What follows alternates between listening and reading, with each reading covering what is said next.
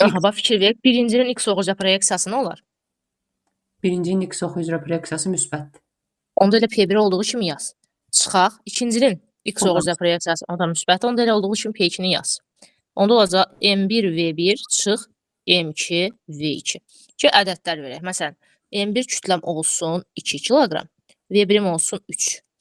M2-miz olsun 3 kiloqram. V2-miz olsun tutaq ki 5. Yerinə yazırıq indi. M1 V1 2 vuraq 3 6 elədi. Çıx M2 V2 3 vuraq 5 neçə elədi 15. 6 çıx 15 mənə verdi -9. İndi burada ədədi qiymətim neçədir? 9. Ay sağ ol. Bəs buradakı mənfi nəyi göstərir? Mənfi x oxunun əksinə olmasın.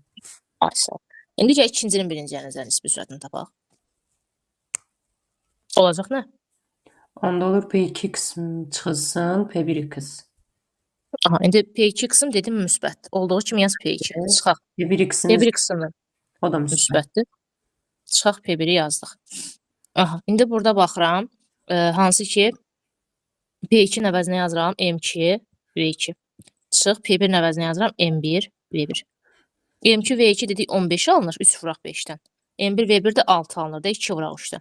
15 çıx 6 mənə verdi mi 9? 9. P1 artıq burada 9 alındı, müsbət alındı. Deməli artıq bu x-ox istiqamətində olmağı göstərir də elə. Əslində hər ikisinin ədədi qiyməti 9-dur, yəni eynidir. İndi bu